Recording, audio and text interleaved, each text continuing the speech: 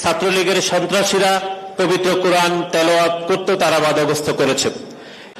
আপনারা দেখেছেন যে গত 15.5 বছর ধরে খুনি সংগঠন ছাত্রলীগের সন্ত্রাসীরা বাংলাদেশের প্রতিটি ক্যাম্পাসে যে দখলদারিত্ব, পিটিয়ে মানুষ মেরে ফেলা, গেস্টরুম নির্যাতন, বয় দেখানো সহ চিন্তায় রাহাজানি, যেরকম গণধর্ষণের মতো ঘটনা বাংলাদেশের প্রতিটি শিক্ষা প্রতিষ্ঠানে কায়েম করেছে, তার বিপরীতে আমরা দেখেছি গত বছরই ঢাকা বিশ্ববিদ্যালয়ের হাকিম চত্বরে এরকম একটি অনুষ্ঠান আয়োজন করতে গিয়েও ঢাকা বিশ্ববিদ্যালয়ের শিক্ষার্থীরা এরকম একটি অনুষ্ঠান করতে পারেনি।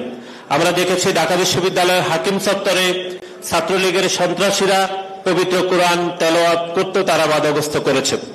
এবং গত বছর পবিত্র মাহে রমজানের একটি ইফতার মাহফিলকে কেন্দ্র করে ঢাকা বিশ্ববিদ্যালয় আইন বিভাগের শিক্ষার্থীদেরকেও তারা মারধর করেছিল।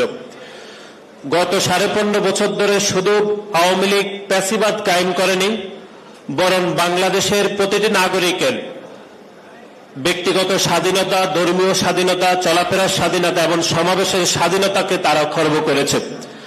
এখন যেহেতু 5ই আগস্ট ছাত্র জনতার গণ অভ্যুত্থান পরবর্তী সময়ে একটি স্বাভাবিক সময় উপনীত হয়েছে, বাংলাদেশের প্রতিটি শিক্ষা প্রতিষ্ঠানে, বাংলাদেশের প্রতিটি ছাত্র সংগঠনগুলোর মধ্যে একটি ইতিবাচক রাজনীতি চলমান রয়েছে।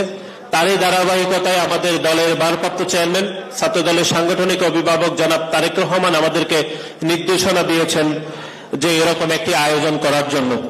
এবং বাংলাদেশ জাতীয়তাবাদী ছাত্র দলের পক্ষ থেকে মাত্র 3 দিন আমরা